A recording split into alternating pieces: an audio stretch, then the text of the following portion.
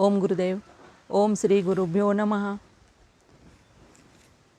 कोटी कोटी दीप जळती तुझ्या अंतरी, का वणवण फिरतोस बाहेरी. आज त्रिपुरारी पौर्णिमा. आजच्या दिवशी देवापुढे ज्योती लावण्याची प्रथा आहे. आपल्या हृदयातही अखंड ज्योत जळत असते, पण ती आपल्याला दिसत नाही. ध्यानाने ती आपल्याला दिसते. आजच्या दिवशीच भगवान शिवाने त्रिपुरा राक्षसाचा वध केला होता, म्हणून या पौर्णिमेला त्रिपुरारी पौर्णिमा म्हणतात. शिव म्हणजे मर्यादा. आपणही आपल्या जीवनात मर्यादेला स्थान दिले पाहिजे. आपल्यात जे पूर येतात, स्वार्थ, आसक्ती आणि अहंता, हे ते 3 महापूर आहेत. आपण त्याच्यावर मर्यादा घातल्या पाहिजे. त्यांचा वध केला पाहिजे. त्यांचा वध हा साधनेनेच होईल. जपाने, ध्यानाने, सेवेनेच त्यांचा वध करणे शक्य आहे. सद्गुरूंच्या ठिकाणी तर हे नसतात, कारण ते त्रिगुणरहित असतात. ते जेव्हा ब्रह्मस्वरूप होतात, ते जेव्हा नारायण स्वरूप होतात, तेव्हा त्यांचे कोणतेही कर्तव्य शिल्लक राहत नाहीत. अरे, साधनेनेच तर देव प्रसन्न होतो. साधनेनेच तर पाहिजे तो वर राक्षसांनाही प्राप्त होतो. शरीराच्या नादी लागून, भोगाच्या नादी लागून आपण आपलं जीवन वाया घालू नये. माझ्या गुरुदेवांनी एकदा माझ्या खांद्यावर हात ठेवून मला म्हणाले, वचन, हे शरीर तर चालते फिरते नरककुंड आहे, हे नश्वर आहे. माझ्या गुरुदेवांचे शरीर तर पंजाबमध्ये जन्माला आले, ते आता पाकिस्तानात आहेत. तर संत सद्गुरूंच्या वचनावर आपण विश्वास ठेवला पाहिजे. सगळ्याचे मूळ आहे साधना. स्वामी योगानंद समाधी अवस्थेत असत तेव्हा त्यांचे शरीर जमिनीच्या बरेच वरती उचललेले जात. अधांतरी ते असत. साधनेने कोणतीही गोष्ट अशक्य नाही. सूर्यप्रकाश देतो आणि चंद्रालाही तोच प्रकाश देतो. तोच प्रकाश घेऊन चंद्र आपल्याला प्रकाश देतो. सूर्याच्या प्रकाशाने आपले जीवन प्रकाशमय होते. आणि संत सद्गुरू ही रात्रीची साधना करतात आणि ते स्वतः प्रकाशमान होऊन दुसऱ्यालाही ज्ञानाच्या, नामाच्या, ध्यानाच्या प्रकाशाने प्रकाशित करतात. रात्रीच्या वेळी लाईट जाते, सगळीकडे अंधार असतो, तरी तुम्ही काडीपेटी शोधून आणता. मग त्या अंधारातही काडीपेटी शोधण्यासाठी तेथे कोणता प्रकाश काम करतो? आणि तो प्रकाश आहे तुमचा आत्मप्रकाश. हा प्रत्येकाच्या हृदयात विराजमान आहे. त्याची जाणीव आपण स्वतः ठेवत नाही, म्हणून तो असतानाही आपली त्याच्यावर दृष्टी जात नाही. जेव्हा ध्यानाने आत जाण्याचा प्रयत्न करू, तेव्हा हा आत्मप्रकाश आपल्याला आपोआप दिसायला लागेल. आपण उघड्या डोळ्यांनी पाहतो, तेव्हा आपल्याला बाहेरील प्रकाश दिसतो. मग जर आपल्याला आपल्या आतील प्रकाश बघायचा असेल, तर आपल्याला डोळे उघडे ठेवून चालणार नाही. बंद डोळ्यांनी ध्यान करून आपल्याला आतील प्रकाश बघायचा आहे. त्यासाठी जास्तीत जास्त ध्यान करा.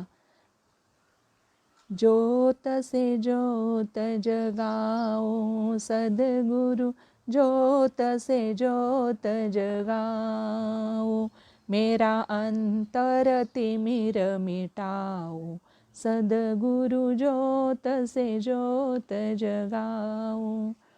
त्यासाठीच ही प्रार्थना आहे, कारण ज्योत दिसल्याशिवाय अंधकार नष्ट होणार नाही. त्या ज्योतीसाठी आपण प्रार्थना करत असतो. आपण आपली आरती कधी अर्थासहित अनुभवली असेल तर कळेल. कापुराची आरती करतो प्रेमे सद्गुरुला, भावे सद्गुरुला, सच्चिदानंद रूप पाहुनी आनंद झाला. आपण ज्योत पेटून ही आरती म्हणू, तेव्हा नीट लक्ष देऊन म्हणा आणि ऐका.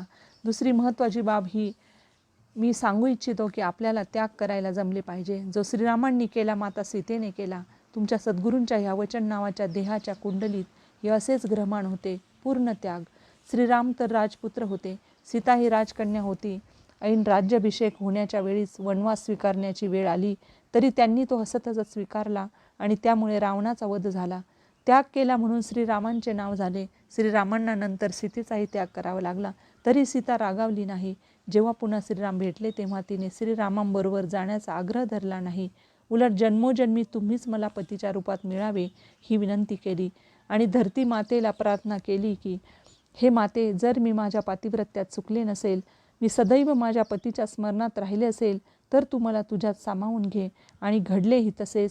धरणी दुभंगली. सीतेने श्रीरामांना प्रणाम केला आणि हात जोडून धरणी मातेच्या कुशीत बघता बघता सामावून गेली. तसे श्रीरामांना जेव्हा यज्ञाला बसायचे होते, तेव्हा त्यांनी सीतेचा पुतळा करून तो आपल्या शेजारी ठेवला. ते दोघेही त्यागाचे मूर्तिमंत रूप आहेत. जीवनामध्ये दुःखांना घाबरायचं नाही. दुःखाने तर पाप जळते आणि सुख आले तर पुण्य नष्ट होते. म्हणून आपण दुःखाचं स्वागत करायचं शिकावं. ज्याच्या जीवनात दुःख आहे, त्याचीच उन्नती अधिक होत असते. आज गुरुनानक जयंती आहे. आम्हाला गुरुनानकांनी मंत्र दिला, त्यामुळे अंशतः आज आमचाही वाढदिवस आहे.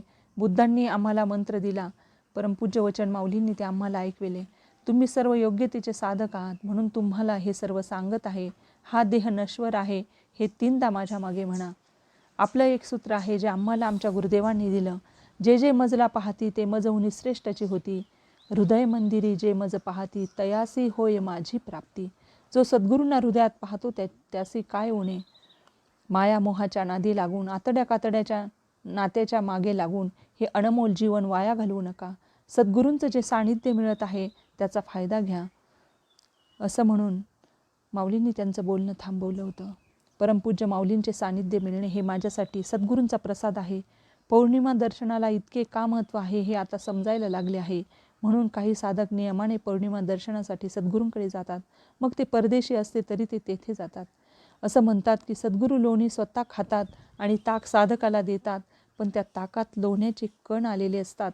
साधक ते प्राशन करतात. त्याची चव वर्णनाच्या पलीकडे असते. जर कण इतके स्वादिष्ट असतील तर लोणी कसे असेल. ते मिळविण्यासाठी त्याचा अनुभव घेण्यासाठी आपल्याला दृढतेने साधना करावी लागेल. हे सद्गुरूंचे सांगणे आपणास आचरणात आणावे लागेल. आज जेव्हा मी पूज्य माऊलींकडे आले तेव्हा 10-12 साधक माऊलींच्या चरणांजवळ बसले होते. विषय राजकारणाचा होता. रेल्वे मंत्री लालूप्रसाद यादव यांचा विषय निघाला होता. मध्यंतरी रेल्वे भरती परीक्षा मुंबईत आयोजित केली होती, पण त्या परीक्षेबद्दल मुंबईच्या लोकांनाही माहीत नव्हते. कमीत कमी तेथील लोकल पेपरला तरी ती बातमी पाहिजे होती, परंतु तसे काही नव्हते. शिवाय त्या परीक्षेला परीक्षार्थी होते ते फक्त बिहारचेच होते. मग महाराष्ट्राने आवाज केला तर ती काय चूक होती का? आम्ही आवाज उठवल्याचं तुम्हाला जर इतकं वाईट वाटत असेल तर तुमची चूक तुम्हाला कळत नाही का? बिहारमध्ये एवढे पाणी, पोषक वातावरण असताना त्या लोकांना 2 वेळेच्या चरितार्थाची भ्रांत का निर्माण होते? तुम्ही तेथील मंत्री आहात तर तुम्ही यावर विचार करायला हवा. तुम्ही तर रेल्वेत जे नोकरीला लावले त्यांच्याकडून त्यांच्या काही एकर जमिनी तुमच्या नावावर करून घेत आहात. मग कशी सुधारणा होणार? दुसऱ्याला नियमाने वागायला लावता. बसमध्ये बसलेल्या लोकांवर गोळीबार होतो, मग त्याला प्रतिकार केला तर तुम्ही म्हणता नियमाने वागा. नियम हा आहे की लायसन असेल तर अपराध्याला कमरेच्या खाली वार करावा. मग अशा परिस्थितीत तुम्ही त्याच्या कमरेखालचा भाग शोधण्यात, त्याचं लायसन चेक करण्यात वेळ घालेपर्यंत त्याने किती जणांना मारलेले असेल? सांगायचा उद्देश हा आहे की प्रसंगावधानता लक्षात घेतली पाहिजे. आज कंपन्यांच्या स्लॅक पिरियडवर बोलणे चालले. त्यात ज्या कंपन्या बाहेर त्यांना सवलती दिल्यामुळे त्या गेल्या. त्या कंपन्यात काम करणारे जे कामगार होते ते बेरोजगार झाले. याला कोण जबाबदार? आता निवडणुका तोंडाशी आल्या त्यामुळे त्या बाबतीतही चर्चा चालू झाली. मग कोण योग्य, कोण पैशाच्या जोरावर निवडून येण्याचा प्रयत्न करेल, कोण महाराष्ट्राला पुढे आणील यावरही चर्चा झाली.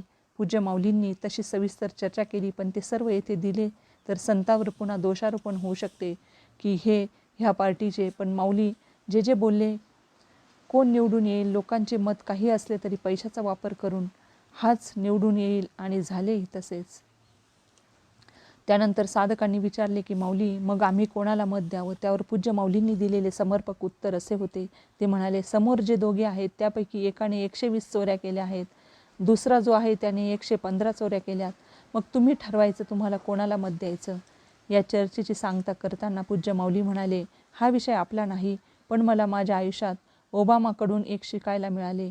त्याला विचारले गेले की समोरच्या ह्या व्यक्तीने इतके गुन्हे केले आहेत, अमुक व्यक्तीने इतक्या चुका केल्या आहेत, यावर तुमची प्रतिक्रिया काय आहेत?